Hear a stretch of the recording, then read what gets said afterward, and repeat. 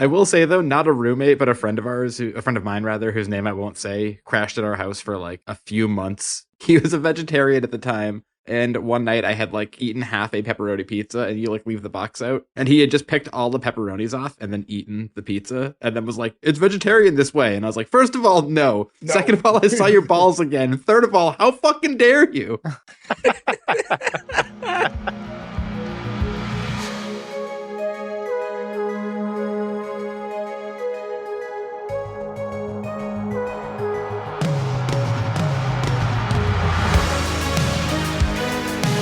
Welcome back, everyone, to S1E1, the show where each week we pick a different sitcom, watch just the first televised episode, and forgetting anything we might know about the future run of that show, rate it and decide if it's a show we want to greenlight or cancel. This week we're going to be talking about New Girl. New Girl went 146 episodes over 7 seasons on Fox. Today we're talking about episode 1, which was called Pilot, originally airing September 20th, 2011. So to get things started, I'm Jay Gags. With me as always, all the boys, Gordo, Berg, Nick, and Joe. What's going on, guys? Hey-o. Hello. I'm quirky. I have glasses, I'm drinking wine, and I sing. I'm so quirky. Look Joe, at me. Look at my overalls. I'm so quirky. $1 in the douchebag jar right now. Guys, real quick, go to S1E1pod.com. That's where you can find all the links to all our social media. S1E1pod on Instagram and Twitter. Give us a follow, et cetera, et cetera. We'll talk about that later in the episode anyways. Guys, so, New Girl. What's everyone's experiences with that show leading into us recording this episode? Is this a show you guys have watched in the past? I've seen a lot of it. I haven't seen it in full, though. I've watched it a bunch of times. It became my temporary replacement for The Office as my go-to-bed show. I've never seen this show before. I'm with Joe. I've never even heard of this show. That's weird. But I've actually never seen the show either. But the fact that you've never even heard of it is astounding. Nope, never even heard of it. It was an interesting thing I thought of when I was watching this today. Fox shows all look the same, and I can't figure out what that is in a time where it's not film stock. It's the cinematic way that they shoot it. Well, even this is a single camera, like it's a modern style sitcom with a single camera, but the visual aesthetic of all Fox, like I saw this and knew right away, frame one, oh, this is a Fox show. Like just by the way it looked. I don't know how you do that, or if there's like a filter they have for all their shows, they like run it through in a program. Maybe it's the lighting, because they seem to all have similar lighting in their shows. Maybe it's that. I feel like this looks the same as like Ally McBeal or anything that came out yesterday. Like it always has the same look. Huh. I want to say a lot of these shows tend to do a lot of the cutaways too, right? But that's like a modern thing in general now, these cutaways. Also with Fox, a lot of their shows are in like the dingy, shitty apartments, and so they all have that aesthetic. No, this apartment's not dingy or shitty. This apartment's amazing. Really nice. No, This nice. apartment really sets the bar for supposed to be shitty, but isn't, because this apartment would be $15,000 a month. Well, Is this supposed to be New York? They by the make way? it look nice. No, they're in It's Los a Angeles. Shitty apartment. That's Los Angeles. Okay. Okay. I was going to say, I don't think they ever established. They don't. They Is don't it- in this episode. And I think don't know if this they was- meant to keep it ambiguous. I don't know if they want, but it is established that they're in California eventually. I think a bunch of it was filmed in Rhode Island, though. Oddly, Really? yeah. Which Rhode Island, where we've all been to many times. I have nothing against Rhode Island, but I don't think of it as Southern California usually. Yeah, it's an interesting pivot. Like we need a look-alike. When in doubt, they usually just go to Toronto for everything. They make Or Toronto look Vancouver, like yeah. I guess there's not much to talk about leading in, so we might as well get right into it. So the show starts with Jess, who's played by Zooey Deschanel, who I'm trying to think of like where you would best know her from originally. I remember like Elf is probably one of the first times I was exposed to her, Elf would be the same for me, yeah. Yes, man. Yes, man. but that was after that, right? Yeah. After Elf. Yeah. Yeah. And then her sister Emily, you might know as the lead character from the hit show Bones. Which I just know because that is a Oh, no quintessential shit. Jay's mom's show.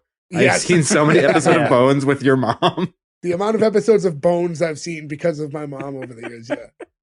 There was a point in time where I knew like Bones Yeah, Bones plot sisters. lines because of hanging out at your house. I watched a couple episodes because Angel was on it. David Yeah, he's Bananas. Yeah. Yeah. I had a crush on the Bones. David lady. Bananas. On bananas? David Bananas. Boreanaz. No, it's Or bananas. anus? It's from Top Gun. Yeah, you wouldn't know. It's from a movie Gordo that went to a different school, a flight school.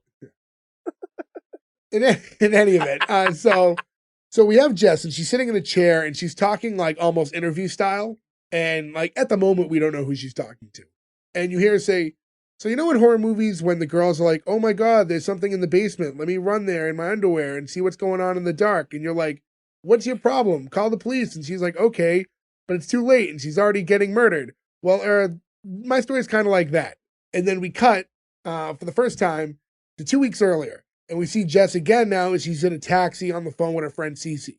And Jess is telling her about how she's on her way to surprise her boyfriend Spencer at their place. And she's going to be walking in wearing only a trench coat to fulfill his fantasy that he has of her being a stripper with a heart of gold. Now, real quick here, Jay, do you know, or did you keep in touch with this cab driver, Steve Banos? Because he does play Flasher Ghost in Ghostbusters 2016. So I know since you guys are coworkers, I don't know if you guys had a...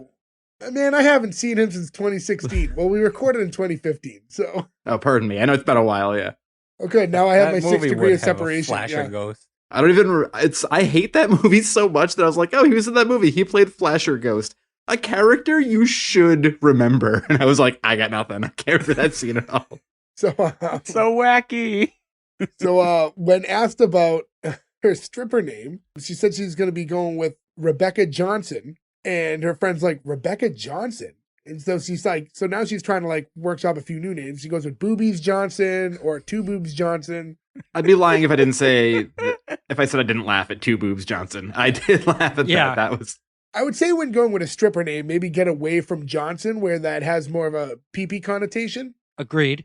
Now, if you guys, I knew he was going to ask Oh, this, by the man. way. So I prepped my answer ahead of time, knowing he was going to ask. Go ahead. had a stripper name, what would it be? Big Bear. Wait, isn't there a thing you follow for this? Like, because I... Oh yeah, it's It's your middle name and your street. That was your No, plan. it's- Sorry. No, Maybe it was your your first first pet. Your first pet and your street name. Because I always laugh at Jay's as Precious Fremont. Sweets. Sweets. I'd Hold be on, before Dusty you dox River. me and give my whole address away. Hold on. No, I'd be going with Big Bear, I believe. I'm gonna stick with my name. I'm gonna be Dusty River. I mean, Dusty's just a good one in general to have. Sounds good, baby. I guess I would be PD Court. I can't Don't say know why. mine. Why? I actually can't say mine. Oh, because of all your racist pet names when you were a little kid. It would be Blackie Lowell. Well, I was right. Okay, I was joking, but Jesus Christ, man. Oh, boy. It wasn't. He was a black dog, and I was a stupid child. Like it wasn't racist. You look at the dog, and you're a simple child. You go, "Oh, he's black. I'm gonna call him Blackie." Blackie Lowell. He was the replacement singer in Wasp later on, too. That dog ate baloney like no other. Like a fucking duck. You No ate chewing. baloney like a duck? Yeah, you just go, and fucking right down the hatch. Okay. You fucking do it, and it would just. There is so much isolation that is going to ruin Gordo's future political career happening Oh in this my moment God. right now. I used to say that I would be Fergie Krueger, but instead of knives in my gloves, it would be 4 dildos. Like what's Edward up? Peter's hands with Sicky Nicky. Wait, Cordo, Blackie couldn't have been. That was your first pet. Yeah, Like your mom we didn't had a have any brief- animals around when you were born or something. There was very, very briefly we had Coco, but like I was like a baby. Because that's mine. Yeah, like my mother had like a dog when I was a baby, and that's That what was I went that was the with. dog. Yeah, my Yeah. mom's dog, Sweets, like, passed when I was a baby. Oh, Sweets Fremont. So in any event, she enters her house and Spencer walks out from the bedroom in just his underwear, surprised to see her like home early. And right off the bat, I think you know exactly where this is going, right? There's like no shocker here. Yeah, this is very telegraphed. Jess drops the coat. Now she's dancing around trying to be sexy, like doing stuff with like a pillow and a plant, That's She's what I think legitimately of. just doing the Beverly D'Angelo nude scene from European Vacation, like straight down to the ba ba ba boom. And she's commentating what she's doing as she's doing it, kind of like half singing along the way. And like she's getting very deep into the song and like lost in it. And she turns her back to Spencer. As her back is towards her, that's when another girl emerges from the bedroom, standing next to Spencer in like her underwear. And when Jess turns around, to her shock, there's two people. And apparently, at that moment, she shits out a bow. Yeah, I like that. The vagina bow falling is a good touch. Yeah, She, yeah. she also gives a different porn name. I can't remember what it was. Tiger boobs. Tiger Boo. Yeah, Tiger tiger boobs, boobs. yes. Yeah. I thought the bow maybe have been on like her lower back or something like that. I don't know. I mean, No, I it's think the definitely- joke, I think we're supposed to assume it's a vaginal bow. Maybe. That just sounds like a surgery. Like, did you get the vaginal bow? No, it was a butt bow. So she was finally giving him the butt. Or like, so it was on there like a bunny tail? Yeah. So, You said yeah like a rapper right there. Like, yeah. it cuts back to her in the chair, back to like modern day, and she's explaining. So that happened, and that's why I need a new apartment. I'm sorry, what was the question again? And now that's when we see Nick, Schmidt, and Coach for the first time, and they're all sitting opposite Jess on the sofa, and they're all staring at her pretty speechless, hearing about this story. And it closes with Nick saying, "Do you have any pets?" So I guess that was the question that she avoided when she told this whole story. Now, we've all had different apartments and everything. Has anybody here ever lived in one of those situations where you just meet somebody off of Craigslist? I never have before. No. And it Nope. seems terrifying. For a couple months. It was weird. Well, knowing some of your roommates, you probably would have been better off meeting people off Craigslist. I can name a few roommates where, yeah, I would have been way better off. It's a good point. I lived in an apartment. When I first moved out, I moved to an apartment with a friend of ours, but it was like the guy was renting every bedroom in the apartment individually. So he was there, so I moved in, but there was another bedroom that was occupied by two guys that were both like flight attendants that like they weren't home often, but like the bedroom was there. So, but we only lived there for a couple months. Oh, And I remember that. That was such a weird situation. Yeah, it was very weird. And so they weren't like home basically ever, but the problem is we didn't like know them or have their contact information or their numbers, and we technically live with them. That's weird. So like if we had a party or something and people were over and they just showed up, like there was no way to warn them or What it a was bummer. what it You just was. come off of like you just flew from Australia to Boston and you're like, I'm so tired. Yeah. I just want to go to sleep. You walk into the people you don't know who live with a you. bunch are of like throwing a shitheads in leisure. their young 20s. Yeah. Just like looping Always Sunny and just getting drunk. But that was my life in my early 20s. And you brought up Always Sunny. That's where I saw the show for the first time, was in that apartment in your Yeah, house. that's all we did was we watched Always Sunny and made a lot of English muffin pizzas. I mean, both of those things still good. Yeah. So after that, we get to the intro of the show. Intro is very short. Ferg, I know you watch like the whole show.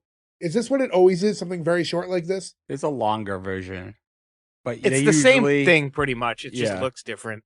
Yeah. So basically, it's just like her singing, "Who's that girl? Who's that girl? Who's that girl?" It's Jess. And the whole way, the intro is just various pictures of just her. So it's not like the whole cast. It's really just focused around her. Now, is this a reference to the TV show That Girl? Like when Andy sings the That Girl song in The Office? It's like, it's Andy. Maybe. I don't know. Oh. I'm new to this one. It might be. You know what I actually thought was weird was when I was looking up the show, there wasn't like a ton of like trivia and stuff on it for such a popular show. When I was like reading up. They all seem kind of boring. I got a little trivia for you. I know how much you like Damon Wayans on this show, but he's only in this pilot and then he leaves. But does he come Really? back as the same He character comes later? back later, Down the road. like 3 seasons down. He was on this other pilot. I'm sorry, he was on this other show, which he was convinced was getting canceled. So he did this show, and then that show got picked up.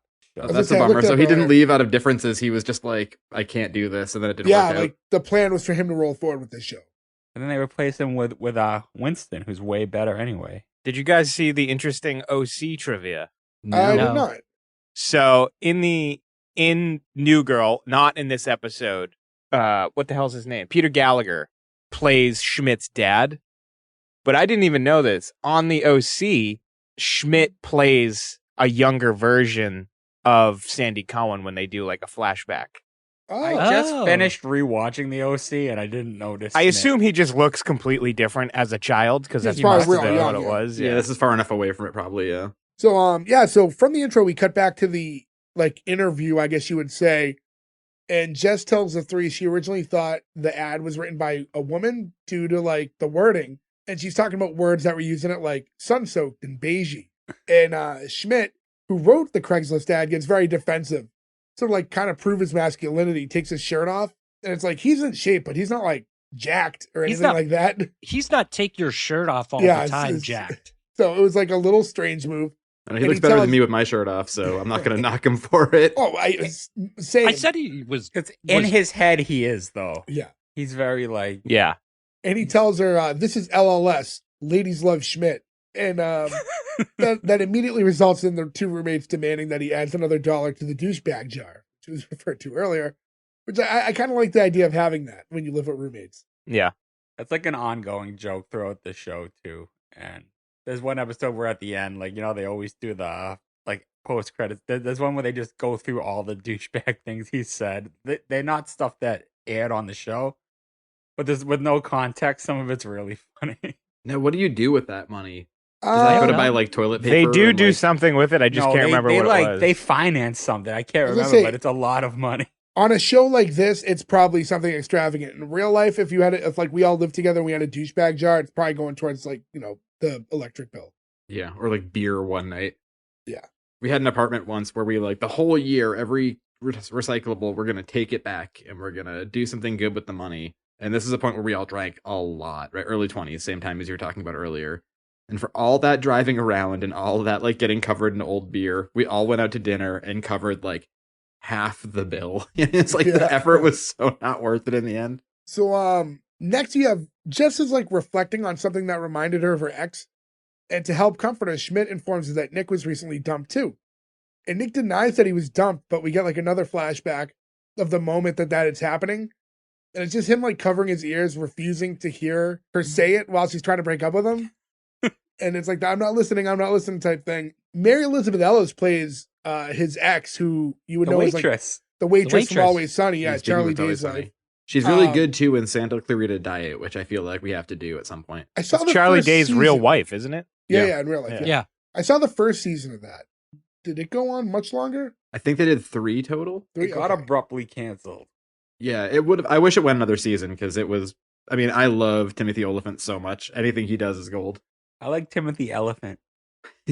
And David Benalis. And then we flash forward back to present again, and it's him now kind of admitting that he was dumped, but it was 6 months ago, and he's like, everyone needs to get over it. And I was wondering, like, on shows like this, when you have these like flashbacks, and then it cuts forward again, are we to assume that during the flashback they are talking about what's happening? It's not just as That's what I viewers? assumed. Yeah. Because then when Yeah. when it cuts back to present, like they just relived it too, so they can talk about it. I Yeah, always imagine there's thought it- dialogue in real life, and then Yeah. this is played out for us.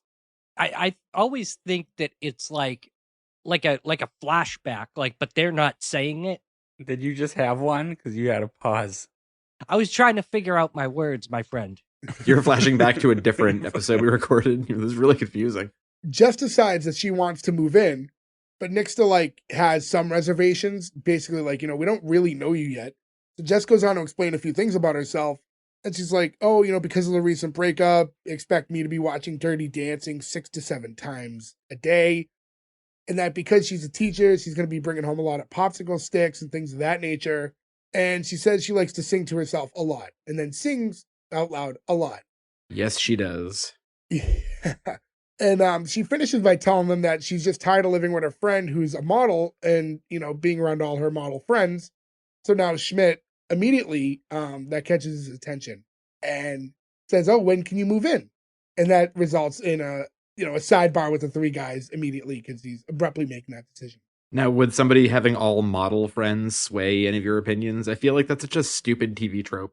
Like, you're No, all I mean, models. not- mean, It wouldn't affect someone I'm living with, not necessarily.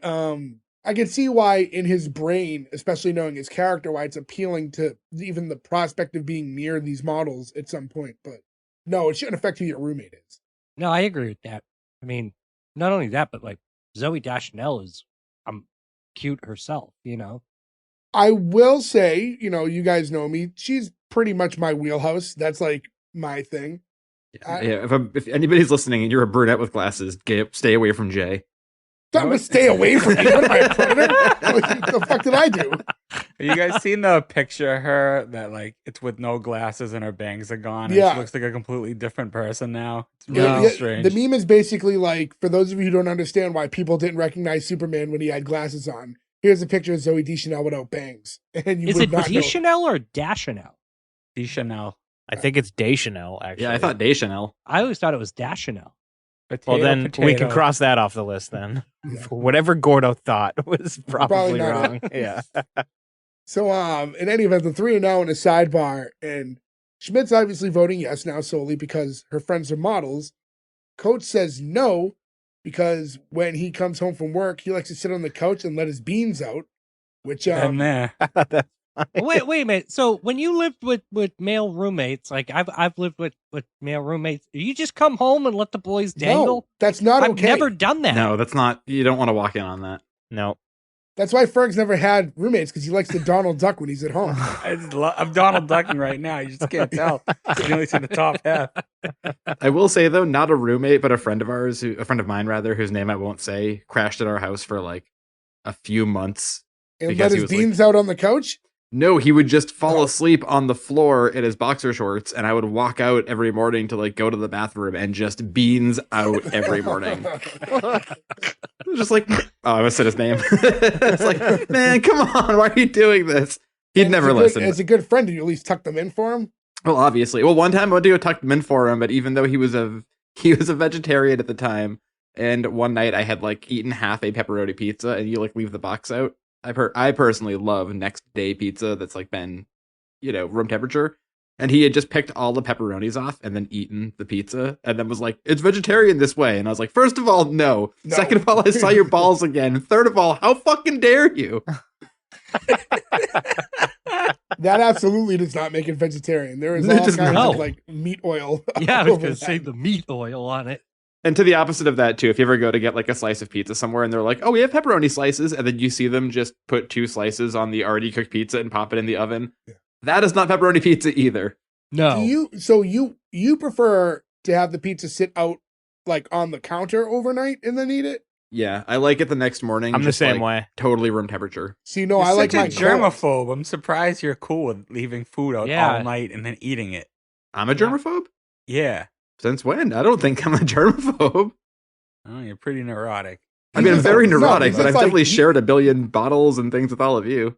Yeah, no, I prefer it. So in I the should be fridge invincible overnight. because of all what gross stuff you guys have. Yeah, I'd rather have cold pizza, but I mean, I don't mind room temperature, but cold pizza is like my preference. Oh, Yeah, man, I cold need- pizza is the way to go. How did we get from testicles to pizza? Oh, Joe. Joe. There was a Joe. story that involved both. Yeah. But yeah, so now it comes down to Nick, who's kind of conflicted, and he's going over the pros and cons. And when they push him to answer, he starts like sliding his hood over his head. And I know like they were kind of going with the he can't make a decision, and he's like trying to almost hide from them, but this was kind of weird and it didn't fit his character type. This From is what a I've little seen so far. neurotic for him, it seems, yeah. I think it fits his character type. He's a very nervous character. Yeah. So I here's liked it one though. thing- I was like, as somebody who wears a hoodie a lot of times, I'm like, oh, I want to just retreat into my hoodie all the time. Here's one thing, like a big issue I've had with the show leading in at this point, is I think all the characters are a little too unrealistic. I'd be okay with like her being like as weird and quirky as she is, but I think that needs to exist in a world where like everybody else is more grounded, but everyone else is like just as weird as her, just in different ways. Yeah, they're all very exaggerated. But I feel like that takes you, when everybody's like that, it kind of takes me out of like the real world when I'm watching it. I think that was like my issue. But isn't mean- that the real world, though? Not like that. Everyone's very cartoony on the show. Yeah, I mean, even when you go to what's his face's work and they all start heckling him later on, like even the people at his work are like over exaggerated. But There's is that- very, Smith. Is that Schmidt? I was- I'm trying to think throughout this episode, are there any characters, really just Cece, the model? Yeah, is like the Cece. most, is the only like realistic human being in the whole episode. And Mary Elizabeth Ellis is as well. Yeah, from what we see, I have a feeling, I mean, I don't want to get ahead because I haven't even watched anything else, but I bet In her this character episode, gets, though, she's- I bet her character gets weird. Baseline normal. But The waitress yeah, so seems normal.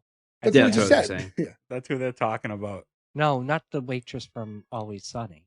Oh, the At the end of the episode? Yeah. hostess of the Oh, restaurant? yeah. So now Schmidt calls an executive order and he says that she's in. And immediately after, you can kind of hear Jess celebrating from behind the door and say, like, yay, I'm in. And she's been listening the whole time. And when the door opens, he tells the three that they're not going to regret this. Now we flash forward to, like, I don't know, the next day or whatever. And Jess is in the living room just bawling her eyes out watching Dirty Dancing. And all three of them are, like, kind of standing there stunned, not knowing what to do about it. I mean, I wouldn't know what to do either. Here's this person that you literally met off Craigslist sitting on your couch crying, watching Dirty Dancing. Did anybody notice that she's got an assortment of stuff around her that she's crying and she has the vagina bow? No, I I did didn't not notice notice that. that. I no. did. I noticed all the boxes around her because she was moving in. I didn't notice the bow. Yeah, there's like boxes around her and like tissues, and then the vagina bow is right in front of her too, which I thought was a nice little touch. That is nice. Have we touched on how Zoe Deschanel is essentially Jay's dream girl? I just We said just it. said Like, that. Oh, Okay, I I missed missed that. it. Sorry. Where was I?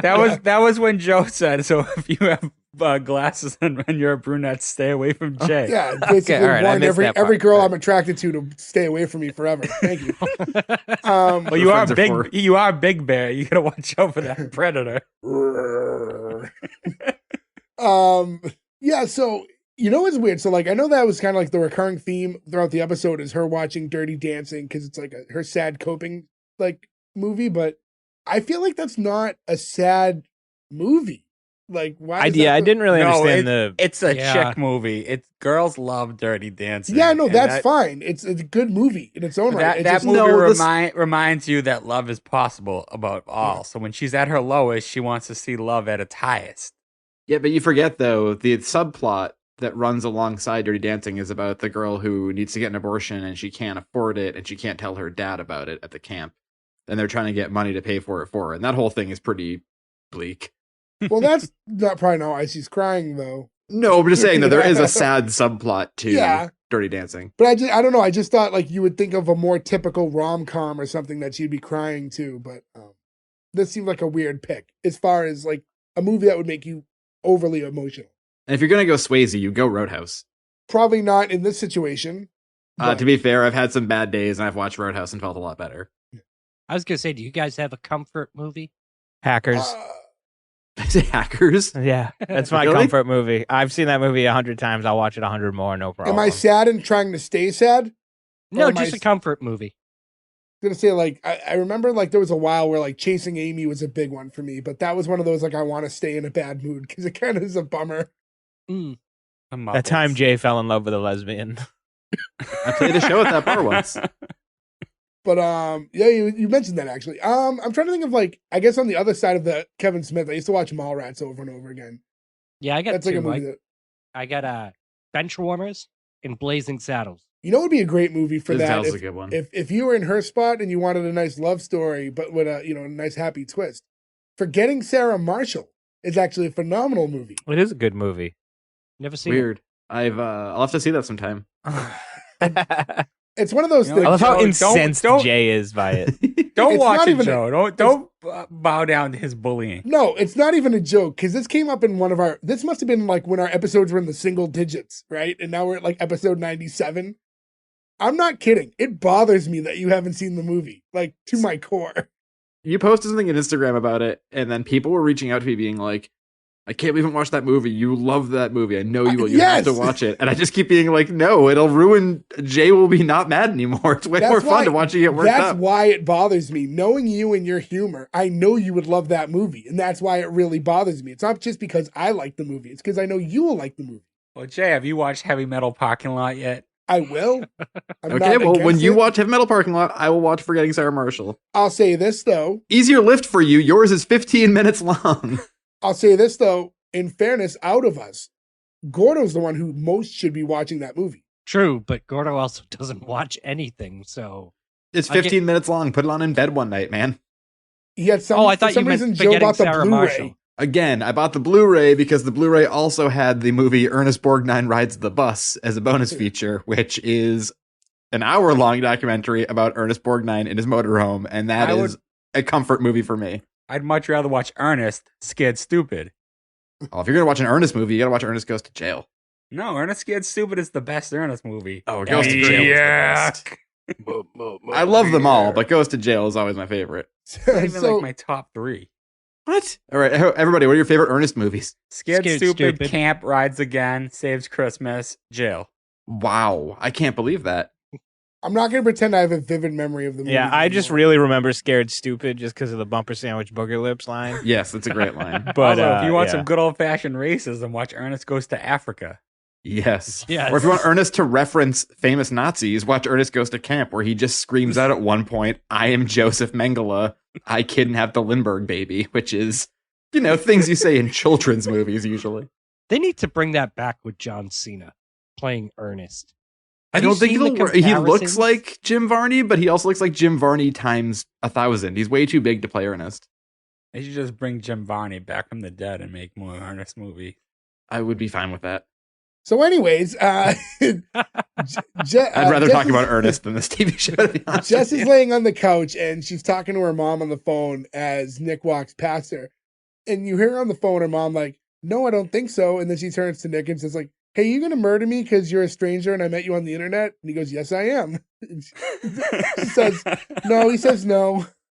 I thought that I really liked that interaction. That was one of the dumb, like, quick, stupid jokes, but it really caught me off guard and made me laugh. And then It's kind of a weird thing now because we had that conversation, right? Like, have you ever done this on Craigslist or whatever? But then essentially now, the way that most people meet dates and stuff is through an internet app, and you don't know the person or anything about them. It's no different than meeting someone on Tinder and then picking You're them up and letting them you're in more the car. likely, I would imagine, to get myrtled on Tinder than you are with like a roommate scenario. Possibly, probably. I don't Yeah. have this. More likely, I guess. Oh, And it was then, that Craigslist serial killer, what was it, like 10 years ago? Yeah. Yeah, but wasn't that the dating profile one, not like looking for roommate? I think it was Craigslist dating, yeah. So it's See, he kind of fucked like up. He was on Tinder, yeah. but he made his profile name the Craigslist Killer, and it was really not helping him. So Schmidt and Coach enter the apartment after it looks like a morning workout, and because Coach is like a personal trainer, right? They don't say in this episode, but I am assuming. His name's Coach. And you also see him training a large woman later. In the scene Was it that the dauber? not everyone saw. That's the thing. We'll get to that. Oh. So they come in, and Schmidt heads right over to Nick because he needs him to contact his ex Caroline so they can get into this upcoming Wild West party, which I thought was weird concept to have a theme party at like a big club. But This is weird Okay. too. At one point, he mentions too. Oh god, I forgot what he says. But he says like a pretty politically correct way of speaking of like a Native American or something when he's talking about the girls when he's motorboating. But then the whole rest of the episode, he's like Indian, Indian, Indian. Whereas like, it was really weird to go both. yeah, it was weird because I remember like even like writing the notes, and I'm like, I can't keep writing Indian. That's not correct. So it's Like I at think he this says point, indigenous at first, and you're like, I think oh, how early you forward thinking. And then later on, he's like, but there's gonna be hot Indian babes there. You're like, you gotta pick a lane with that one, dude. Maybe he was talking about India, the country. I don't he think was. so by the 'cause party they go it was to. a specific theme. I've never seen a party that was themed cowboys and Indians, like people from India. But that would the idea of that party now is so funny to me. Can we please have a cowboy and Indian party? Would go. Nick refuses, and then he points out that because of him, they're all in this mess. Because of Schmidt, that is. And he's referencing Jess, who once again is crying on the couch watching Dirty Dancing. And Coach heads over and he says he's gonna stop this. And he just walks over and he just goes like, "Stop." Stop it. Stop. And it just makes it so much worse. He just starts crying even more. That was in my notes where I wrote David Wayans is saving the show. Schmidt heads over afterwards, and now he like tells her to like sit up, and he's like, "You know what? We're gonna like fix you up, and we're gonna take you out and get you a rebound." And Jess doesn't know if she's ready to rebound, but Schmidt tells her that he's gonna take her through this whole thing and he'll help guide her. She's like, "Oh, like Gandalf through Middle Earth?" Oh, like Lord of the Rings, because I'm quirky. So First of all, I thought that joke was hilarious, so you need to shut up. I hated that joke, and I hate I- Lord of the Rings. I Well- thought that the rest of the joke was funny. Have you I ever was gonna seen say, Lord of the it's Rings, sweet. Joe? if I've only, only I could, seen Lord of the Rings Part 2 on a school field trip. And that's the best one. No, that's the one where the stupid tree's on fire and he bends his head over into the river, and then I fell asleep immediately after. that was the only one I saw. 3. Same thing, field trip. Also, That's Sometimes it's 3. I'm fun. sorry, I don't know. Whatever one we saw on the field trip, Jay and I. it's fun to tangent after we complete the joke because then after Schmidt tells her that she needs to drop the Lord of the Rings references and put them in a deep dark cave where no one's gonna find them. And she goes, "Except Schmeagol, he lives in a cave." I did think that was funny. That was I'm not a funny. Lord of the Rings guy, but I did think that this interaction was funny. No, that got me. That was the first like audible laugh that caught me off guard. Like the first one, okay, I could see that, but the continuation of it is what got me. The setup was obvious though. When he's telling her like deep dark cave, like you knew where it was going at that point. It was like a very softball pitch to her. But she knocked it out of the park though. And I will say though, at least it wasn't a Star Wars reference because that just is so overdone. We see that so much in shows we cover. yeah, I mean, Yeah. especially nowadays because it's back in like the forefront. So Jess says that all this sounds nice, and she's singing that she's gonna find a rebound, and then that's like the "Who's that girl?" It's Jess. Now, does she sing that throughout like the show? Does she do that a lot? Because I know it's essentially the intro. No. It's more just this episode. Okay. So now the next scene, we see Schmidt is chasing Nick around, and he's basically begging him to call his ex so they can go to this party. And he tells him that he has no idea what he's been going through at work lately. And then we get a flashback, and Schmidt in a meeting room addressing like this table of women. And Schmidt's like just trying to like shout over them. He's like, I'm just trying to do my work. I'm just trying to do a good job here. And one of the women is just like, nice tie. Can I borrow a tampon? I have no idea what's going on with this. Did not get a single thing in this. If you want me to go ahead, but he's basically the only male that works in this all-female workforce. So it's like a reversed like role where they all like bully him basically because he's the only male. I just thought it was a very weird way to introduce that because just to see that quick flashback, I'm like, what on earth is happening? Yeah, me too. It's Yeah, getting a they little should've kept Family that. Guy heavy in this show too with the flashbacks. That's like modern TV. We did a lot of shows, and there it's kind of the tail end. But those early 2000s especially, it was like every 2 seconds, like, foo, foo, foo, foo. And it was just like flashback, flashback, flashback. This isn't as bad. I don't mind it in this show. I hate it in Family Guy because it's literally, like Jay said, every 2 seconds, and there's no plot anymore. It's just throwaway like flashback. It's jokes this, to that. get you to the flashback, yeah. So now we flash back forward again, and Schmidt's explaining the need to go to this event. And it like reminds him that he's still a man. And he can still motorboat a hot girl who is also a member of what was it? Cherokee. Oh, Cherokee. I'm sorry. As I'm reading it, Did you she say typed. Cherokee? I didn't say anything. I didn't say anything. You can't laugh at me for a word I didn't say yet. You can't assume how I was going to say it wrong. But No, we can assume. We could assume. Well, I guess you could. You were about to. But then he said it's not racist because it's for a good cause. At this point, we realize that because they are walking throughout the house, that the conversations move to the bathroom where Jess is showering. And Schmidt reminds her to shave her legs because he's like, I will. And he's like, front and backs. And I thought that was something about her delivery there, too, when he was asking her if she was going to shave her legs because she obviously wasn't going to until he Yeah. asked her. Now, have you guys noticed their bathroom is basically like a public bathroom? Yeah. I do like that they have that. Yeah. I've always wanted a urinal at home. They have a urinal, and I've it's always like wanted that. a So yeah, in theory, it's good, but you're all forgetting how bad urinals smell. That's You why get you the get the cakes. cakes. Yeah, Yeah. change the cakes, bro. the only cake I Or won't eat. water Or- cookies. Water cookies. Yeah. Time for the water cookies. Also, they probably stink because there's 300 people using them a day, whereas if it's just one, it's probably not so bad. But What Right, happens especially if make- you, I mean, What I feel like we're all heavy water drinkers, right? No. I'm sorry, I don't think those cakes do their job. They just make it smell like fruit and pee. you're not wrong. I hate Yeah. that smell. I mean, You that's gotta accurate, you yeah. gotta get the good cakes. We should make cakes. We What? couldn't make urinal cakes. What we could do is make those urinal pads, Yeah. and we could just go around to public bathrooms and Just leave swap them out. When You take know what? a pee, I you will pee do on this. my name. I will get some rubber gloves, and I will start doing this. I'll go to every bar in No. town. No, Joe, we don't do rubber gloves. We get like the Tyrannosaurus Rex like heads that you Oh, yeah. put on the Like the old people Honestly. grabbers. yeah. What's happening? So Schmidt then reminds Nick that calling her isn't a big deal because he calls her all the time when he's drunk anyways. And we get another flashback, and it's Nick doing like a very bad British accent. He's like drinking a beer. He's like, hello, Caroline. I love you so much. So much. And he just starts sobbing. Oh, I've been there. I think we probably all have at one point. Probably drunk Yeah, down not so a much few the times. British accent, not the Yeah. British accent part. Yeah, I was gonna say. What for accent do sure, you use? everybody's been there, but maybe not in an accent. Gordo calls in a Jamaican Fred Durst. You broke stuff. Me heart. You sounded Irish. Yeah. Like I can't. So you get an Irish Fred You Durst. broke me heart, man. Big time. Big time. Big time.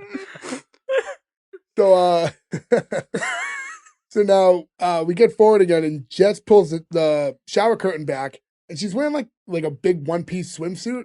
Yeah, she comes out of the shower in a bathing suit. Yeah, and I get it. Though. She's like, she's Schmidt, living with 3 guys. well, She sure, doesn't know. but she I didn't get know her that two guys- changing into that, but you really can't effectively clean yourself in a bathing suit. Yeah, So are we to believe that she didn't use soap on her body? not effectively.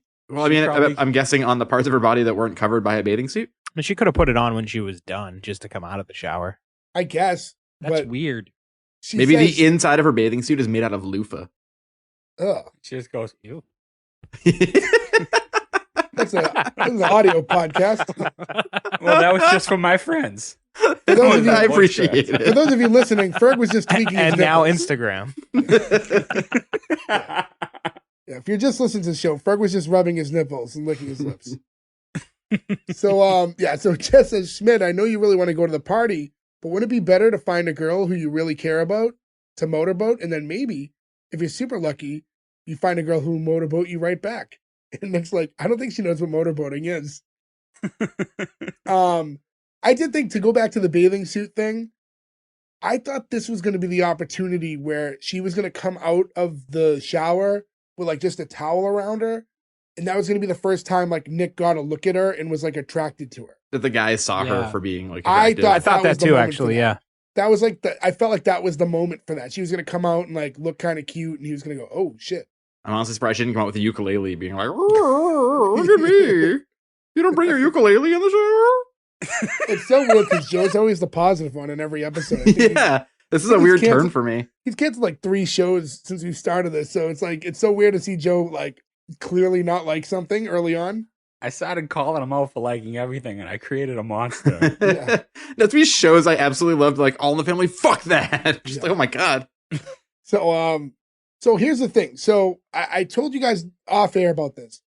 Depending on where you watch the show, if you watch the show on Netflix, it's actually a slightly longer version than like the standard episode and the one that I provided in our drive.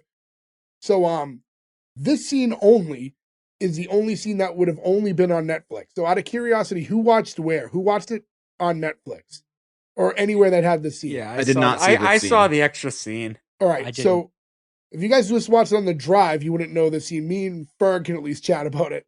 Then this scene, it's only like another minute. They're getting ready to go out for the night. Coach walks into Jess's room, and while she's getting ready, he wants to talk to her about like how he doesn't know how to talk to women properly. And he's trying to make small talk. He's like, so, like, he asked her about shopping, and like, yeah, I like shopping. I was like, just- when he walks in with the basketball and slams it on Yeah, the that table, was and he weird. breaks whatever is on the table. Yeah, he walked in with a basketball under his arm and just broke something on the table, unexplained. But when they're talking about shopping, she's like, "Oh yeah, I just bought a pair of jeggings. They look like jeans, but they're actually leggings." And he just doesn't know how to react at all, and he just eventually shouts, "Who cares?" at her. He's like yells. I will say I do have an opinion on jegging. I'm very anti-jegging. I'm Because jealous. as somebody Girls here are who so wears lucky. very tight pants, when they started making jeggings, people were like, "Oh, I don't want jeans anymore," and then it made it very hard to find. Skin Pants. tight jeans. Yeah, because you'd like at a table or something at a store, you pick them up and you're like, "These feel like pajamas. I can't wear these." Why don't you In just wear fairness, have you ever jeggings, tried Joe? them? Yeah. No, because I feel, dude, no one wants to see that. You would, it'd be gross. Joe, what's any different than the jeans that you wear now? Jeans are thick; they're denim. Jeggings are made out of legging material. Your junk What would if be you out. It's like wear? Robin What if Hood. you wear jeggings? but He's you- right. I you had a get pair of denim jeans that were underwear? very close to like they were advertised as like stretchy, but they were closer to not being denim than being denim. And yeah, it doesn't hold your junk very well. It's very Yeah, you have to bulgy, buy like a jeans that moose. feel like jeans versus ones that feel like sweatpants that are super tight. Well, maybe I just got a small peepee. But aren't you wearing underwear? What's the difference? Yeah, like wear some boxer briefs. Well, if you wear underwear and those are so thin, you get panty lines. You work from home.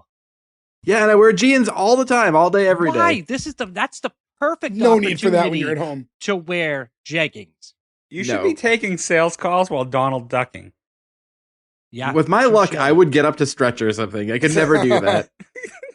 Call comes in, it's just your time. It's like, you didn't get the sale and we're unimpressed. Anyway, thanks. It's like, I didn't make quota this month.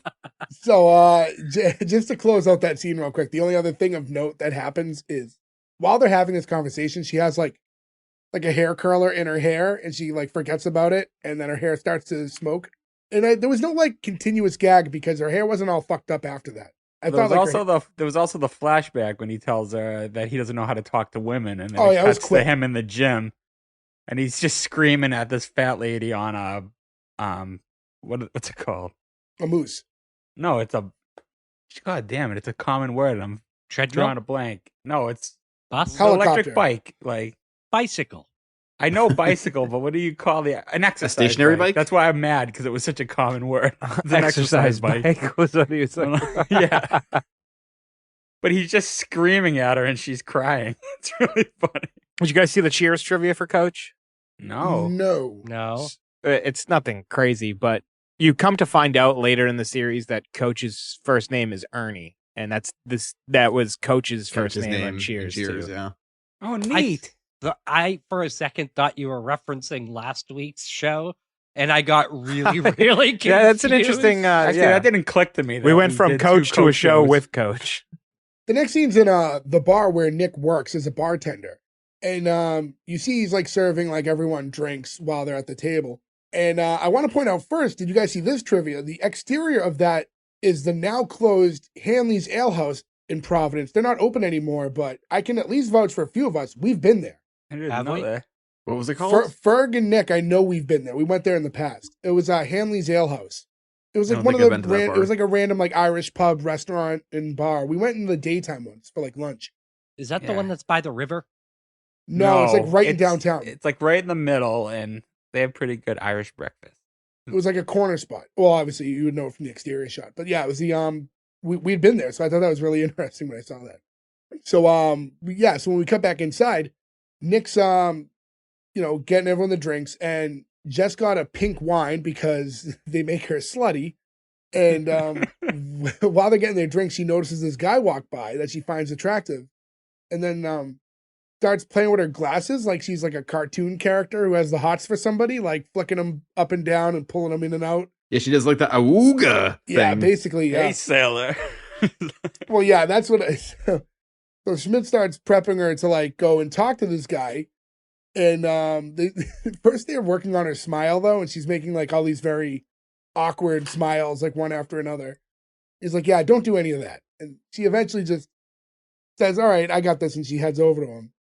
And Ferg, as you said, her opening line is just like, "Hey, sailor," and he just like he like looks at her and looks away, and then meanwhile you have Schmidt and Coach who are like standing there, kind of like cheering her on in a way, and they're shouting from across the room like, "That's okay, maybe he didn't hear it, and you can come back from that one." And then we get holy Schmidt, it's Schmidt. And then the two most insufferable douchebags walk up to Schmidt. These dudes are fucking The worst. so The hard. Oh, yeah. worst. Yeah. So the only all show about the I've ever Benjamins. seen, the only show I've ever seen where that guy isn't a douchebag, is Community, and he's just like a really nice guy in that. But they just nailed that. That dude knows what roles to play. He's just always a complete dick. The They were curly-headed guy awful. is one of the main characters in AP Bio, and he's fine in that, but he plays... Those two dudes are such shitheads in this. It is really hard to even watch them. Well, I Yeah. stand corrected. There are two shows where he's not a douche. Yeah. So yeah, Schmidt's like, Curly-headed fuck. all about the Benjamin and P-Funk. And he's talking to him. Coach immediately is like, he walks away as soon as they showed up. And Benjamin realizes pretty early in the conversation that Schmidt isn't going to be on the invite list to this cowboy party that they're all talking about and going to. And they tell him, keep your head up, and they both head out. And now Schmidt again is now begging Nick to call his ex. You cut to later in the night, and Jess is at the bar talking to Nick, telling him that, she's never been good at hiding her crazy, which gets another flashback. And we see a young Jess singing and playing One of Us by Joan Osborne Oof. in front of a bunch of kids who have zero interest. Like, they're all just in someone's house while she's like doing an acoustic rendition of the song. There's that one kid, though, who just yells at her to stop, which is how I feel about this entire episode for the most part when she's singing or talking. I think that's a good song, by the way. I haven't listened to it in many years, but that was a pretty good song. Last time I heard that song, Dr. Evil sang it. It's been a while since I heard the proper version of the song, but it got a good amount of play on MTV many years ago. There's also a very weird, like updated version a couple years after by Fear, which is like a real weird listen. Remember when it came Really? out, I was like, this seems awkward. I have zero recollection of that. Different time, the 90s. So we move forward again, and now Jess is asking Nick about the breakup and if he knows why they broke up. And he's like, no, it's fine. It was 6 months ago, and, I don't really think about it anymore. And she's going on to tell him, like, there's consequences to keeping everything inside. And, you're going to just end up in a world where you're just yelling at kids as they run across your yard. And Nick says, or I'll pretend to be more like you and live on a sparkly rainbow and drive a unicorn around and just sing all the time. She's like, you should do that. It's fun. He's like, well, I can't because I have a penis. And then she starts singing. I don't remember the exact melody, but it was something, my name is Nick. I have a penis and I'm not going to let my feelings out. I like you singing it. Sounds like a country song. Yeah, I'll take you singing it all day long. Well, to be So, fair, we all have penises and we do not let our feelings out on this show. We're very stoic. I was going to say, we're pretty open group. Yeah, we're pretty open. We all live in a glass case of emotion. We do all live in a glass case of emotion. Is that a Soon- Top Gun reference? Yes. Top Gun, The Legend of Ron Burgundy. I haven't seen that either. There's so few. What do you. The Benchwarmers and Blazing Saddles, pretty much. Gordo has seen 2 movies. He's just watching the And- wrong Missy every night for some reason. And Larry the Cable Guy, Health Inspector. Well, obviously. Oh, and Norbit. Yeah, I've seen Norbit once. Meh. I like Norbert. I watched it with you the one time I ever saw Gordo. Yeah, it was okay. I think that was the only time I watched it. The Nutty Professor, I like that.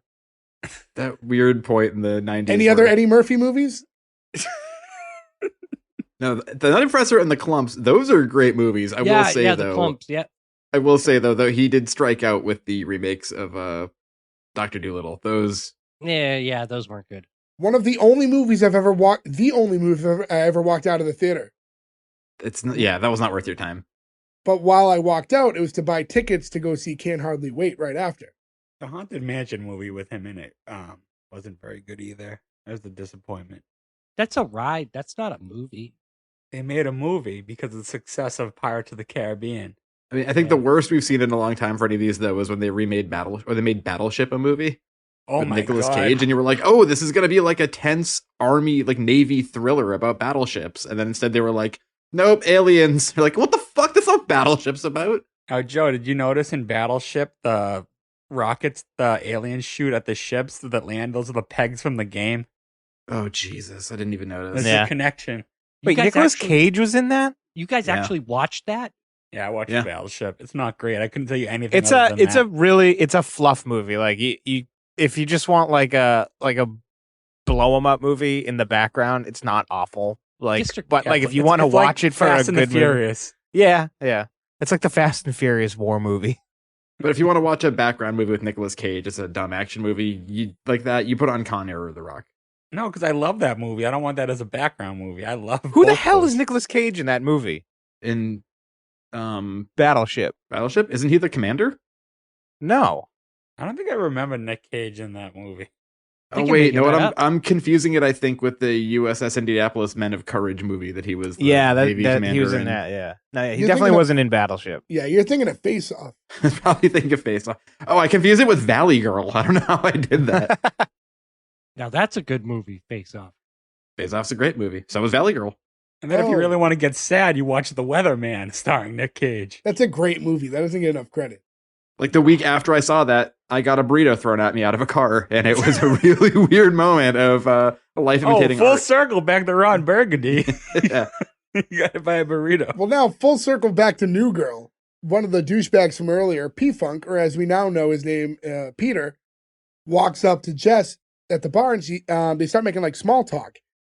And he offers to buy her a drink and compliments her on her glasses. And you can hear like off camera her go, "They help me see." And we cut to a little further in the evening, and now you see Jess and P-Funk are talking at a table in the back, All the guys are sitting at the bar up front together. And this is when Benjamin walks back up and he's Schmidt-Stain. Hey man, I was thinking that Schmidt-Stain. Fuck me. Yeah. Fuck me. That got me. It's probably best that you don't come to the party. That means more breast for me. More Such a- breast More breast. for So me. weird thing to say. And So- Schmidt, Do they have like a motor boating contest in this party? Like, who can motorboat the most people? Does anybody actually motorboat? Don't you do like Outside like of porn shots or off SNL titties? sketches from the 90s? I don't believe that exists, really. No, you don't just go up and randomly like I've heard of like Well, shots. not where, like, randomly, Gordo. That's sexual assault. I meant more in the, like, you're having Well, What are we to expect? You walk into a party and what do you do? Like Well, I think they're trying to I say, think like, they're people are talking being post intimate. party. that's not what you do during sexy time, though. You That's know? what I'm saying. It doesn't make sense if you've got a girl goodly enough to want to have times with you, and you're like, hold on, let me rub my stubbly face all over your boobs to the enjoyment of nobody, mind you. Do you have a set of tits? Do you know it's not enjoyable for her? I guess I don't. All right, I'm gonna Don't test speak this for theory women. later, and I'll come back to you guys. With two black eyes. Yes. Schmidt says, you better step down, son. You're taking this whole thing too far. He's like, hold me back, coach. He's like, I'm serious. Hold me back. Hold me back. Damon Wayans' face here is pretty fantastic. It's so weird that, like, obviously, like, Benjamin, Schmidt, like, that crew Benjamin. of guys are all, like, cut from the same cloth. But the idea of, like, hey, it's better you not, probably best you don't come to that party. More breasts for me. And he's like, hey, man, step back. He's like, How Who would dare you take more breasts than me? who would get that angry about that? Hold me back. Hold me back. This is one of those things where, like, it's just so. I mean, we know a lot of fucking douchey people, right? Especially when they talk about girls or whatever. But, like, people don't actually talk like this, especially No. like friends. Even if all five of us were at a bar, we're all single, and for some reason we were there trying to hit on girls or whatever. Nobody would say any of the words that came out of any of these people's mouths. I think it's because they're not actually friends.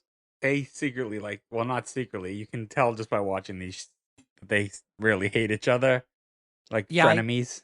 I get No, but yeah. still, like, these seem like guys who, even if they weren't, though, like, what we see of Schmidt when he's isolated and with his friends, he's still very much that kind of guy. I do feel like any of these comments would work, though, if they just changed their tone. Like, imagine one of them said that sarcastically to their friend, was like, I don't want to hit on girls tonight, man. It's like, okay, more breast for me. That makes sense to me. That's like a sarcastic quip. Making it a serious comment is so fucking weird. Yeah, I mean, it's just, these characters are very unrealistic, like I was saying earlier. You're taking it a little too literal. It's more rubbing it in that he's not on this exclusive list and he's not getting to the party, so he's fucking with them for that. So while he's having this hold me back moment, Nick walks up and he's like, hey, relax, man. You know, we're going to the party. So we find out Nick finally caved in and he texted Caroline. And he's like, oh, you know, it's no big deal. You know, all of that's behind me anyways. But it's like, is it? Because he asked you like 50 times and you kept saying, no, I'm not texting my ex. So to say now, oh, it's no big deal. Like, you know, it's all in the past. Well, then why were you so adamantly against it before? Well, this is because he saw Jess trying to move on after all that. It was from the conversation they had, so he did that for Yeah, him. he was inspired by. Yeah, the unicorn sitting The on a unicorn. unicorn. Now Jess heads over and informs the guys that she has a date tomorrow. Because you know what? You guys were totally right. I talked in short sentences. I didn't sing. I laughed. I smiled. I said I needed rebound sex, and it totally worked. He asked me out for dinner. So first of all, I'm calling bullshit here, because if somebody comes up to you and says, "Yo, I want rebound sex," You don't just- schedule that. Yeah, you don't schedule that. You're going to be like, "Cool, let's get a drink. Let's head back to my place." Okay, but like the idea, like it's tomorrow, right? So it's not like that crazy to say like, hey, what are you doing tomorrow then? No, I'm with Gordo. That's still really weird. If a girl Yeah. like Zoe Deschanel came up to single Gordo at a restaurant and said all that, and I need rebound sex, boom, see you later. Let's go do it. Well, maybe one of them wasn't available that day. I assume that he was like, yeah, we should hook up. And then she's like, all right, dinner tomorrow. Yeah, I think Ferg's right here. I think that she's so aloof that he may that's have probably tried. how it went. Yeah. Yeah, he would have tried and she would have deflected it accidentally and ends up deferring it to the next day. That's what probably the character would do. Yeah, but she's excited because, she's like, we're getting dinner with food. And she's like, ooh, ooh. And she's like doing like raise the roof and stuff. And as she's dancing off and walking away, she turns and you see that she accidentally tucked her shirt into her underwear. And she has like big white underwear on. None of them have the heart to tell her. Let's give her this one. She did good. In the next scene, we get a close up of Jess's friend Cece, who's sitting in the living room and she's being stared at by the other three guys who are all sitting on the couch. And this is as Jess is getting ready in her room.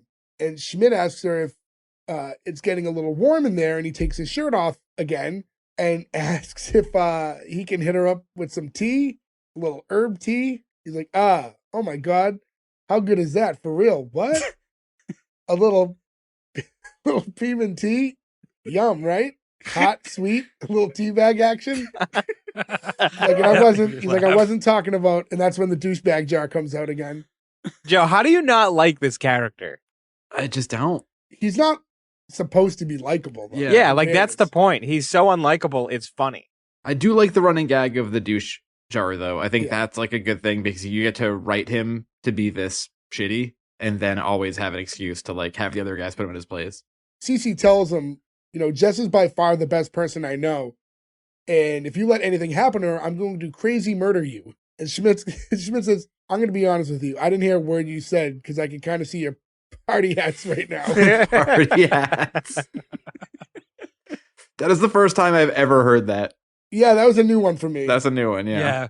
So, you mean like her whole boob? Is he just saying he could see her nipples when she's bent nipples. I think it means nipple, yeah. I think it means nipples. I wasn't positive. Cece exits immediately after he says that to go check on Jess. And I like that Nick just looks at him and goes, why are you talking like this? Yeah. So now Cece gets into Jess's room where she sees her laying on the floor because she fell over trying to wear heels. And Jess is like, she doesn't think she can do it. She'll like go on this date. And she's worried that it's all going to go horrible. So Cece kind of gives her a pep talk and, gets her back up on her feet. But she's like, first we need to get you out of those overalls. And she's like, well, I was going for like a hot farmer daughter kind of thing, like, oh, I'm going to milk my cows with my bucket. I thought that was enjoyable. I mean, I get she's overly quirky at all times, but that was kind of funny to me. It's like she learned life through TV, but didn't get it all right. Yes. Yeah, but we all learned, well, maybe not so much Gordo or whatever, but the rest of us all learned life through TV. Gordo, it's not a shot. You just haven't seen any TV shows where, for some reason, the rest of us all watched way too many of them. No. We learned life through TV, but also experienced life. It's almost like she only watched TV. Yeah. She knows these tropes Yeah. and didn't ever get to do them. You know what's funny is she kind of, in a way, reminds me of a show that we haven't covered, but I'm sure will at some point, Kimmy Schmidt. And Kimmy Schmidt's whole thing was she was kind of like, because of circumstances, her brain is kind of locked into being a 13-year-old. And there's kind of she was basically like a prisoner, though. Yeah, no, very different circumstances. But I'm saying like that. Also, the movie Blast from the Past. Still being like a child, like in the brain, is kind of how like Jess acts a lot. It's weird though, because you're like, I'm acting like I'm a child in the brain, but I'm gonna take a cab naked with it's the weird mix of right. But that's also like how like a young kid would think you go about being sexy too. Yeah, well, that just makes it uncomfortable. Well, if she was actually a kid, yeah. But No. But if she's acting like it, now that you say that, it's kind of uncomfortable. It's not literally a kid. It's the lack of experience. I know it's not literally a kid. Obviously, Zoe Deschanel is not a kid. Deschanel. Yeah, it's not Deschanel. It's no. Zoe Deschanel. It's Deschanel. It's not.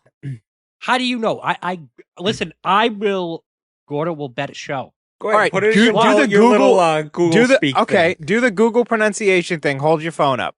Gordo just betting a show. You just lost a show. Who gets his show? I don't know. We have a lot of group picks to catch up on, so it might be a win for the team. Yeah. Hold on. I'm gonna.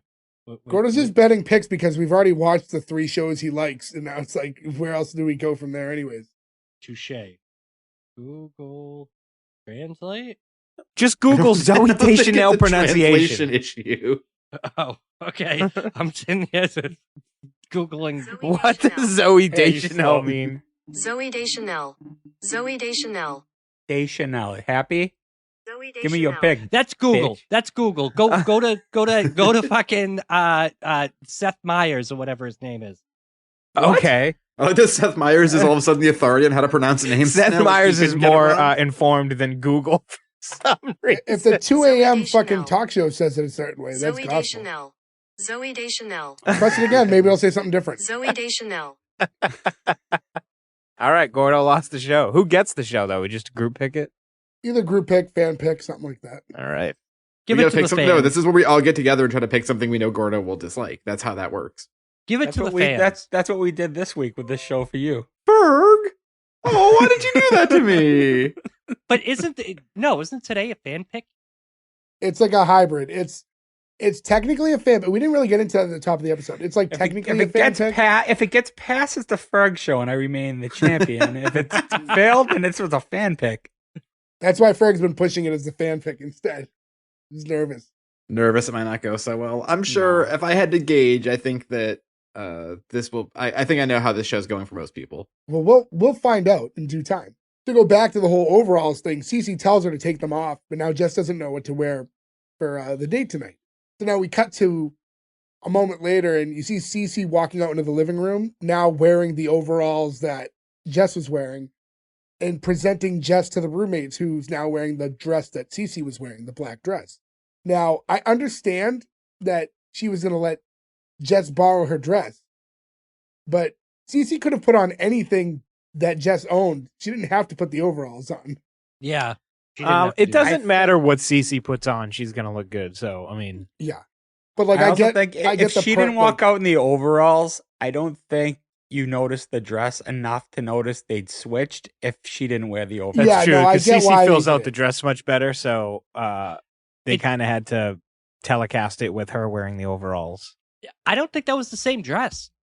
It was. It the whole is. They point. switched. That was the whole point of it. I don't that's- know. Otherwise, I don't know. why would Cece be wearing the overalls? No, I mean I get that, but like if you look at the way that the dress was on Cece, it Yeah, looks because like it's it probably was not big really Yeti the same strap. dress, just because they're definitely different sizes.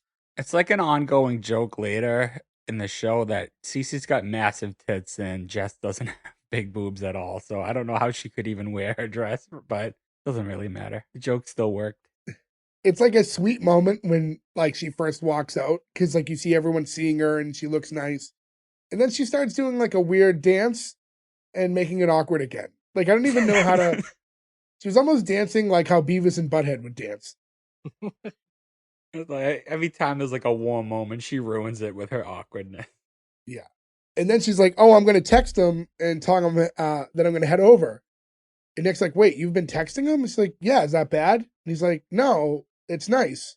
Have a good night." And like, I'm guessing this is Nick reflecting on his past relationships, and maybe he didn't get that kind of communication with Caroline. See, I take that a different way by the way this turns out. I think he was saying like, "Oh, that's not how this works in the hookup dating world." Oh, Yeah, I thought and he was doesn't like, want to hurt her feelings. I'm Oh, with I thought Joe he with was that. almost like endeared by the way that she was texting, but I guess I'm reading. No, that. because the next scene we get comments about it. I mean, like Well, again, right. I missed the internet dating stuff. I don't know if that works. Is it weird to? I would imagine now that texting is more like I don't want to call anybody. Texting's a bigger thing now. Yeah, I'd rather be texting's texted all day than called and hurt 1,000 times over. Yeah, so from there we get to the next scene, and now we see the three guys are heading to this party that we've been hearing about all episode. And it looks like it is a pretty big deal. Like it's a big club and there's a lot going on. And Nick and Coach are like barely in any type of costume, like this cowboy Indian thing. Schmidt But- sort of looks like in Back to the Future 3 when Doc dresses Oh up my Marty God, he to- does. Yeah, he does. Yeah. Oh, you know what I said? I said that he looks like Lloyd Christmas when he had his fancy cowboy clothes on in Dumb and Dumber. That too. I got Macho Man. It's the flails. Yeah. Yeah, The I got Christopher Macho Lloyd Polos. Christmas.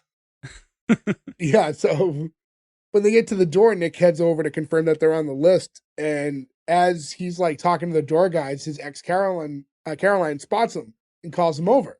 And Nick thanks her for like getting them in and she says in return, like, no more prank phone calls, and does like the impression of him going like, "Oh, I love you," and like the call that we heard earlier when he was crying on the phone.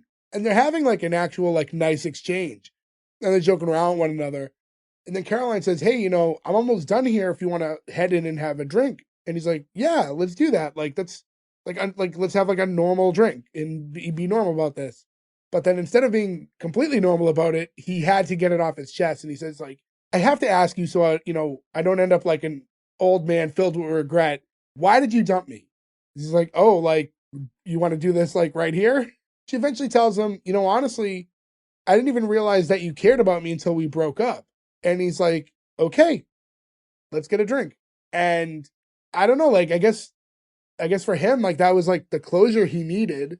I kind of wondered though, like, her saying that, because I don't know how the future of the show runs, but she's being portrayed as a somewhat normal character. And usually these shows would have her portrayed as someone who you'd be rooting against. With a crazy ex or something. Because they're setting up the framework that you're going to eventually want to see Nick and Jess together, right?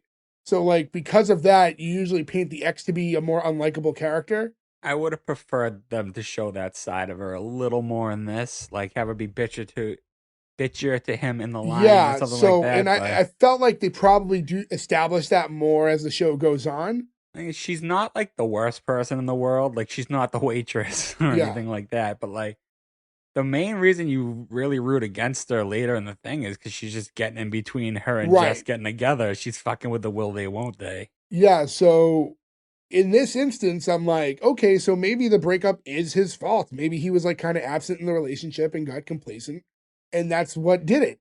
And then sometimes, like, even as broken up as he was, sometimes, like, you're upset not because you're so in love and you're so upset about the breakup. It's the being broken up with part, like the rejection. Yeah. It's not even that you're that in love with the person that just broke up with you. It's that you're like sidelined and don't want someone to tell you no. Like, I don't want you anymore. Plus, in his case, too, like, the worst part of that is the introspection of, like, well, why did they? What did I do wrong? That will eat you up forever, Yeah, and it's less about your connection with the person and more about, like, what's wrong with you. Yeah, it's dumped versus being dumped. Yeah. Yeah.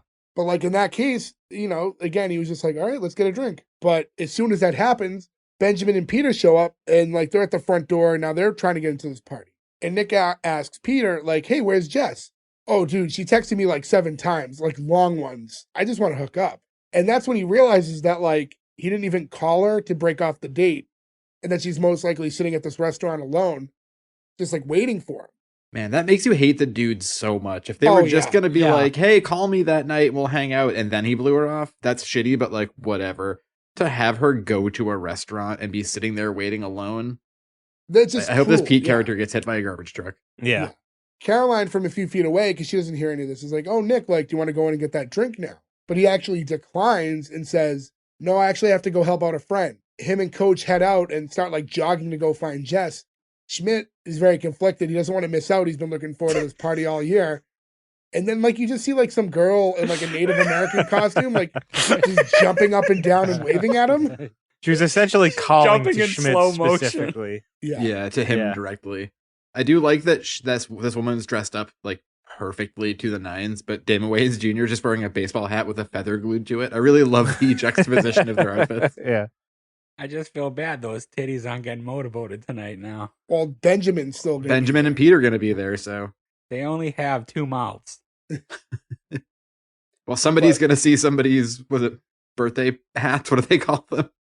Party hats. Party hats, yeah. Yeah, so he gives in and he fights off his desires and starts chasing after his friends. And now we cut to the inside of the restaurant where Jess is sitting alone, and she gets approached by the waitress. And Jess asks if they have anything else that's, like, free, but also has bread in it. And she said, I already ate the good bread, and all that's left is, like, the health bread. And it's funny because, like, I can relate to that too. Yeah, you never hear it vocalized, but you know exactly what she's talking about. There's only, like, wheat rolls left or whatever. Yeah, when you go to, like, a wedding and it's, like, an assortment of bread and there's, like, the nice regular rolls that you want to eat and everyone grabs those first. And then next is just, like, like, the weird, like, oat bread with the... Too many seeds. Like, why is this part of it? Just give us all the dinner rolls. And it's a plot by Big Bread. Those are actually made out of wax. So. It's to make you appreciate the dinner rolls even more. You know my feelings on Big Bread, Ferg. she tells Jess, I'm sorry, but you're gonna have to give up the table. And like right around that moment is when you have all the guys running into the restaurant announcing themselves as her date. And Nick's like, oh, we're her boyfriends. We're reverse Mormons. One man just isn't enough for her. And Jess is like getting emotional, just that like realizing that these three guys skipped the party just to be with her and starts crying again. They don't know how to react. And Coach yells for her to stop again. It's the stop it callback, yeah. And Nick eventually starts awkwardly singing "I've Had the Time of My Life" from Dirty Dancing. And He eventually doesn't gets know the words. no, well, none of them do, because he eventually gets Coach and Schmidt to join in with him, and none of them know the words or are singing in time with one another. They just know, just remember. Yeah.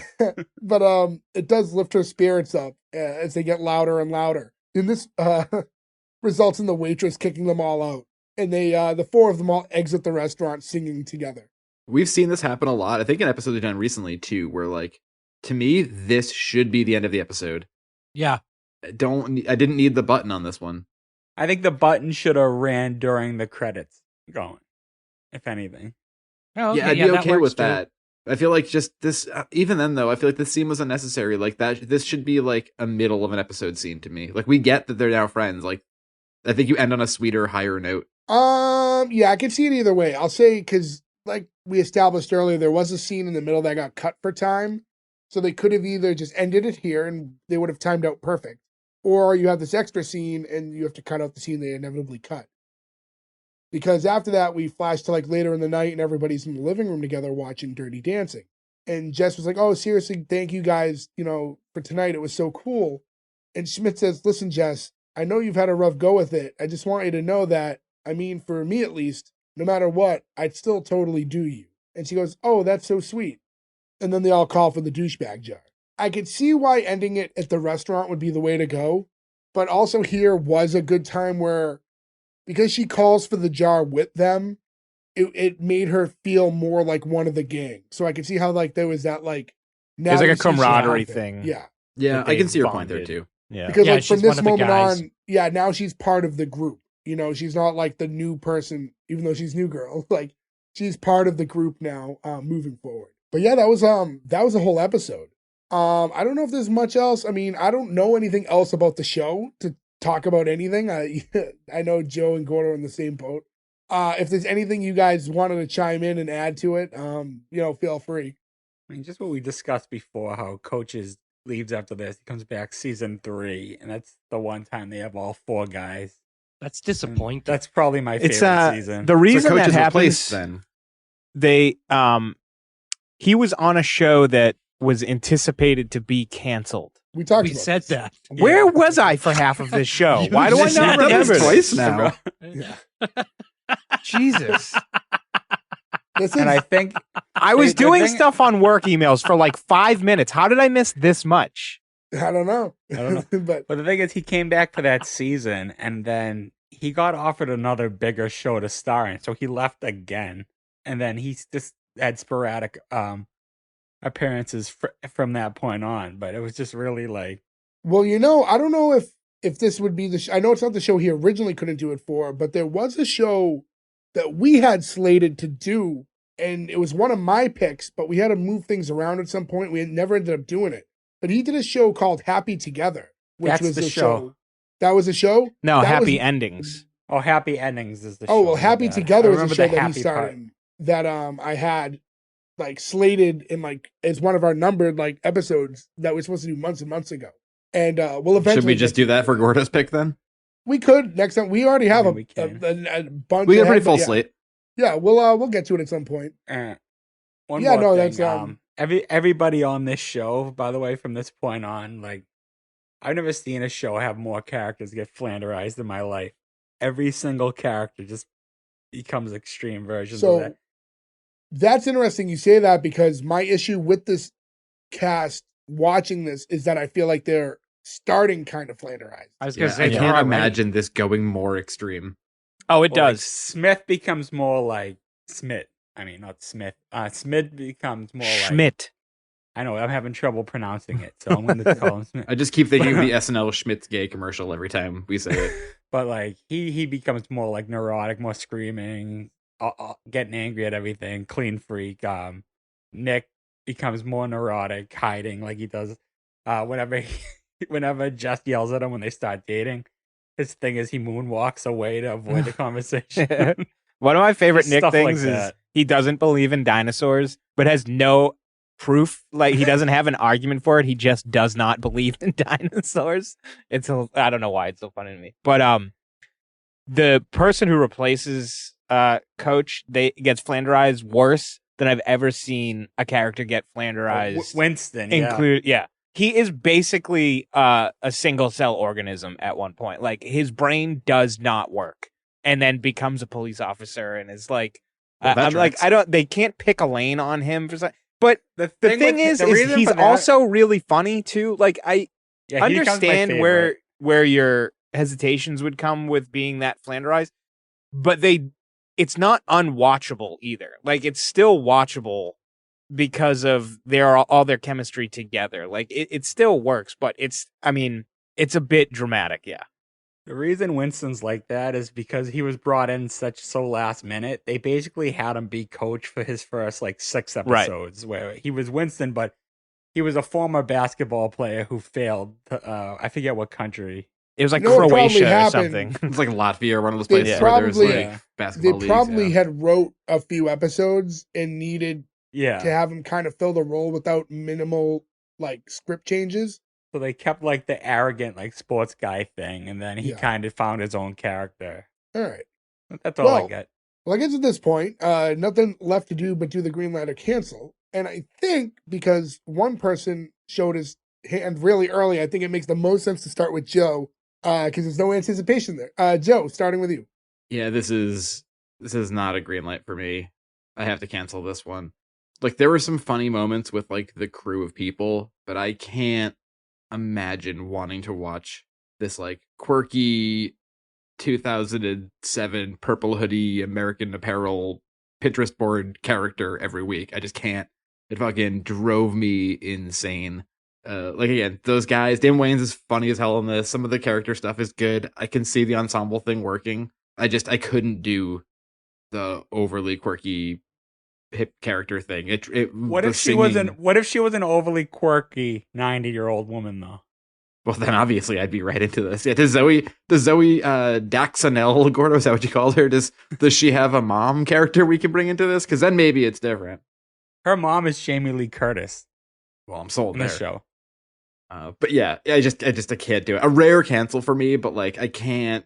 All the singing, I'm out. Berg. Yeah, I don't think this is the best pilot. It doesn't. I love this show. I've watched it all the way through. I don't think this is the best pilot to show how good the show truly gets and truly is. But I still enjoyed the pilot a lot. I had plenty of scenes that I laughed the whole time going over it with you guys. I love the friend groups, camaraderie. The fact that they left the party that was really important. Even Smith, he left the party that was really important to him to be there with his friends and her at the end. It's just a warm moment. I love them singing Dirty Dance, and usually I hate when they sing. I think that's super cringe, but in this world that they've created where everything's weird, but everybody else in the restaurant is off put by it, the fact that they get thrown out, it doesn't bother me so much. Yeah, it's green light for me. I enjoy this show a lot. Before I move on, I want to point out that Ferg canceled Living Single because he hated the group sing-along so much and went on a tirade about it. But in this show, it's endearing. And I explained that just now. Were you not listening? I was listening, but your rationale was invalid. Nick. So this is a green light, but I do agree with Joe in a sense on just her character, because even as this show progresses, she is far from my favorite character, and she's the main character. I would watch the show with just the main guys, right? I didn't need her in it, which I thought was strange. I never really thought about until we did it for the podcast either. She is expendable to me, which is interesting considering she is the main character. I love the supporting cast. And this is me trying to forget what I know about the rest of the cast. I thought they all work together really well. They're funny. And it just, I want to see, I'm having trouble stringing together exactly why I like this show, which is making me question my green light, honestly. But at the end of the day, I did enjoy the pilot enough to want to see more of these people. But as I watched this pilot again, I really disliked her character, and it's like weighing me in the other direction almost, but not enough to cancel it. So yeah, it's a green light for me, albeit I guess a softer one. Gordo. So I see everybody's point that they've made, and there's really not much else that I can add except for this. This episode felt like it was the first half of like a 2000s rom-com movie. Like, I feel like this should have been a movie and not a TV show, because Zooey Deschanel is just kind of too over the top. Deschanel. Still, man. That's how I know her, okay? That's how I know her. She's a little bit too over the top. Like, the guys are funny, but not enough it's not enough to pull me in for a series. It would be enough to pull me in for like a 2-hour movie. Sure, 1.5-hour movie, I'm in, but not for a TV show. So it's going to be a cancel from me. All right. Well, I now find myself in a tiebreaker situation, which is difficult because I still don't know how I want to vote. So I've been super conflicted with this one since I watched it. I didn't hate it. I also didn't love it. I said before I had a problem with a lot of these characters in that they all felt a little too extreme. Then to find out, and I'm not going to rate it on the future knowledge because I didn't even watch it, but to hear that they get even more flanderized as the show goes on is like not a good sign when I think the characters are a little too much to begin with. I am interested in what will end up being her and Nick. Obviously, they're setting up the framework there, but I don't like that they didn't make Nick's ex, someone you dislike, because you kind of saw a nice chemistry between them and kind of want to see them get together now. I don't know. I guess at the end of the day, it's not for me, but I would give it the green light. Like, I don't necessarily want to watch it myself, but it's a show I could see being successful with the framework that there is. And I think kind of I don't know, we've kind of gone about it two different ways, right? We say, like, would you watch the second episode? But I also kind of look at it sometimes where if like I was in a board meeting and like, do I think this show has legs and will be successful? I could see that too. So I'm kind of going to give it a soft green light there. Off air, you guys don't see Ferg raise his hands in excitement like he won, but this is not a Ferg pick, so it doesn't count. Thank God. Still your undefeated S1E1 champion. It's not a game. It's not a game. I purposely picked It's like Who's shows Line. that The I points know- don't yeah. matter. Well, we've all picked shows, I think, knowing they wouldn't pass. That's the thing. I actually didn't think this would pass, and when I picked it, knowing I didn't like this pilot in the past, was going to cancel it, and it grew on me watching it this time. And I think changed my vote. and I was conflicted, but I did think that there was some weight to the fact that the two people who canceled it were the ones who don't know the show, and the two that greenlit it before me were the two that do. So the other thing too that I didn't let affect my vote, the one character I really, really liked, Coach, is apparently not in the rest of the series. And like, That's not true. He's in the rest of the series. Well, but a couple years later. Yeah. He's not in the yeah, next but he's not a part season. of this ensemble that I just fell in love with. You know what I mean? That like you like the chemistry or whatever that you're trying to present for episode 2. I will That say this: kinda if you're interested in maybe giving it another shot, the person that replaces Coach is also really good. Like he's the one who ends up getting really flanderized, but before that, he's really good. Winnie the Wh- Bish. Winnie the Bish. So out of curiosity, before I say my closing remarks, but in the show's run, and it went 7 seasons, where do you think the show started taking a turn, where the characters were becoming completely cartoonized? Say later on, probably around season 5, 6. No, it's earlier than that. It's when Smith and Cece stopped becoming a thing. It's pretty gradual though. It's not just like one episode they're all like that. Like it happens slowly. Yeah. And yeah, I don't know. I mean, I can't tell you how to feel about the characters either. You know what I mean? Like you might enjoy one of them more than I would. You know, it's all about your experience with it individually. And it's weird. The flanderization works in the context of this show and this universe. It's hard. It's hard to explain. Well, in any event, we still gave it the green light with 3 out of 5. So congratulations to New Girl. You do live on to see episode 2 of us. Green That like being my said, shirt. you guys can go on to S1E1pod.com. That's where you can find all the links everywhere. You can listen to us everywhere, to follow us on social media, Twitter, Instagram primarily, but follow us everywhere we see a link. Rate, review, subscribe. All that stuff means a lot to us. Keep interacting. We've seen actually a lot of interaction from you guys in the last week or so. This has been really cool. We're going to respond every time we see someone as soon as we can. So keep that up. We really like talking to you guys. We want to do the shows you want to hear at the end of the day. So keep that up. Thanks, guys, for listening. We'll catch you again next week. Thanks. Goodbye. I think we got the best overalls.